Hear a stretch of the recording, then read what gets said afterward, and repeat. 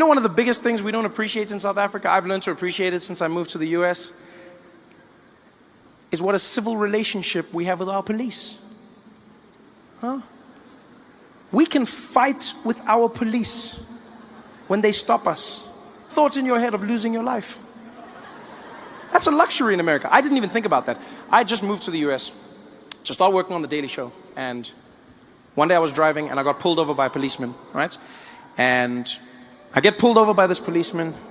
And being pulled over by the police in America is a stressful experience because they make it a game show where you've got to try and figure out what's going on. In South Africa, it's simple, straight to the point. You get pulled over, the Metro Police comes there, he tells you, my friend, you were speeding. License, letter, license, plus no seatbelt, license. Then immediately you're in the game. Oh, come on, man, come on. Hey, don't come on, nothing here. Seatbelt, when letter license. Busy driving here, shoemaker, yeah? Yeah. Now you're in the game. You know, it's time to talk. It's time to work things out. In America, they don't play that game. Policeman walked up to my window. I was sitting in the car. Got up there. Good afternoon, sir. Good afternoon. Sir, do you know why I pulled you over? Shouldn't you know why? Why are you asking me? No, I don't know. Sorry, what did you say? I said, I don't know why you pulled me over. I pulled you over, sir, because you were speeding. Oh, okay, I didn't know. Do you know how fast you were going, sir? Did you not check your notes before you came? I feel like this is part of now I'm doing your job and my job at the same time. Sir, are you giving me attitude? No, I'm not giving you attitude. I'm just saying you can't ask me why you stopped me and then ask me how fast I was going. Next thing you're going to ask me to write my own tickets. Sir, are you giving me attitude? You're going to get out of this car right now. Sir, are you giving me attitude? And I was just talking to the guy because I was like, look, man, you can't say. Here's the craziest thing the cop said to me. He looked at me and he's like, sir, I'll tell you something. You were going 100 miles an hour. And I was like, 100 miles an hour? I was like, how did you know that? Where's your, can I see the thing? He's like, what are you talking about? I was like, show me your gun. And he's like, I got, no, whoa, not that one, whoa. I want to see the laser gun. Show me the speed. He's like, I don't need that, sir. I estimated that you were going 100 miles. I was like, estimated? What does 100 look like? Can't just estimate 100. So he's just gonna look, he's like, I can do that, okay? I can look and estimate. I'm like, dude, that's a dangerous thing to do. So you just look and then you go, that guy's going 100. You can't just estimate. Imagine if I just do that with you, where I'm like, estimate, standard 7, pelele. Yeah? Can't just do that. I'm sorry, sir, what did you just say to me? I didn't say any. I'm just saying that it's not fair for you to, it's a weird experience with police over there. And my friend was in the passenger seat. He was shitting himself the whole time. He was just like, yo, dude, shut up. Yo, dude, shut up.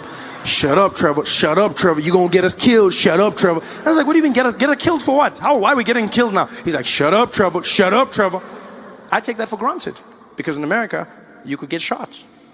You know, and you read stories and you see stories of black Americans getting shot, and that is true. They get shot at a disproportional rate. But white Americans also get shot by the police all the time. White police in America, police in general in America, are trigger happy. They don't play games. It's all racism. It's just police as a whole. Shoot first, ask questions later. There they are. You! Freeze! Should I get that order right? We take for granted the relationship we have here. In America, you read stories of people getting shot because they pulled out their wallets. In South Africa, you'll get shot because you didn't pull out your wallets. We're always talking. That's my favorite thing about South African police, is that you feel like you're part of what's happening. Pull over, the cop comes there. How are you, sir? I'm fine, how are you? Yeah, I'm fine, yeah? I don't know if you saw here. Let me just show you. Can you see here? Check the numbers. Check the numbers. See that one there? Top score. Yeah? See there? Top score, yeah?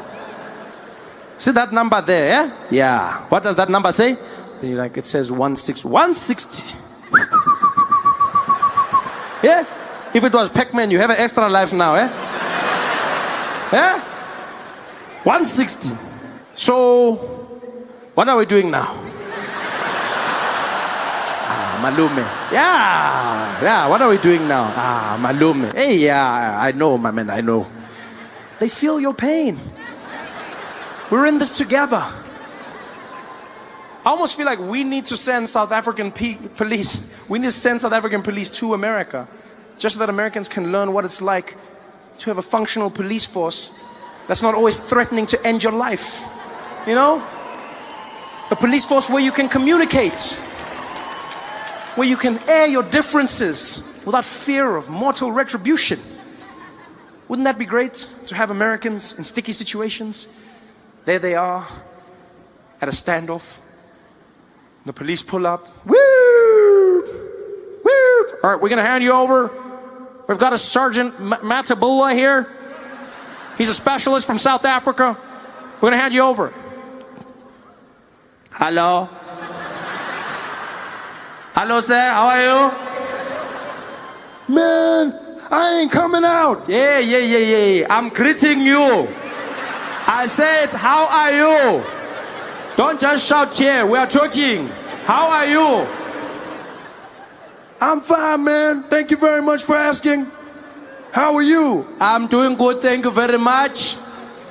Okay, what's going on here, my brother? Look, man, that shit y'all trying to pin on me, it ain't true, man. I'm innocent. Okay. So just come out and we can talk. Nah, man, I know how this shit goes down. Y'all gonna kill me or I'm gonna spend the rest of my life in jail. That's not true. That's not true. Just come out, we can talk. I know what y'all gonna do, man. I got two options. I'm gonna die or I'm gonna spend my life in jail. There's another option. It involves a cold drink.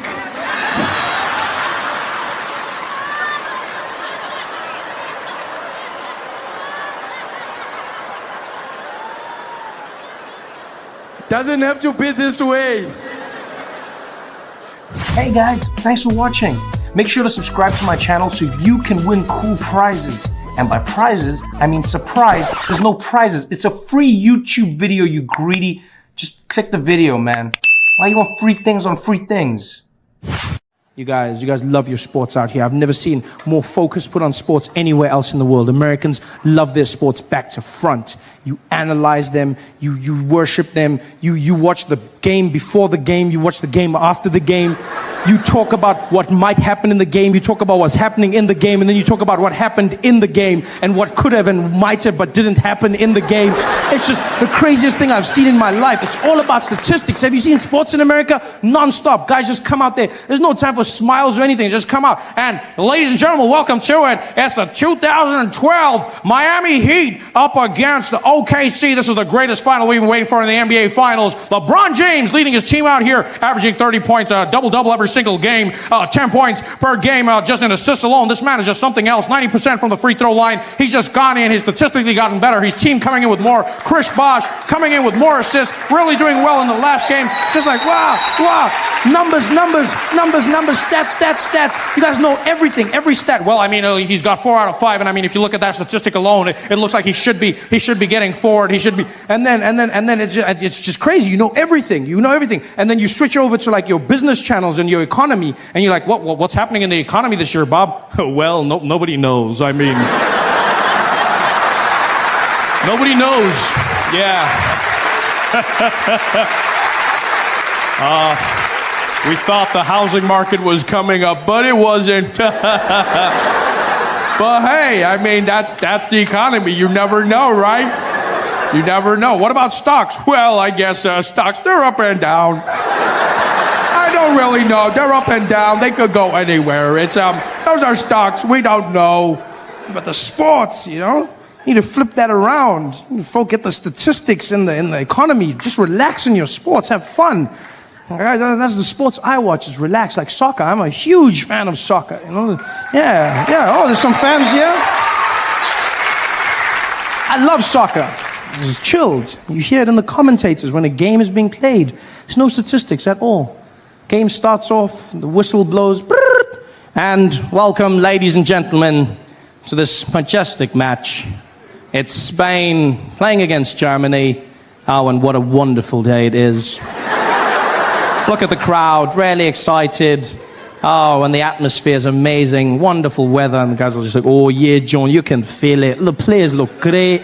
It's wonderful. What do you think is going to happen today, Martin? Oh, nobody knows. I can't even remember the last time I saw a game this good. Americans will remember. Americans will go back to the finest statistic. The last time a black man scored using his left hand, jumping over a mixed race, half Indian, was in 1967 when they're like, what?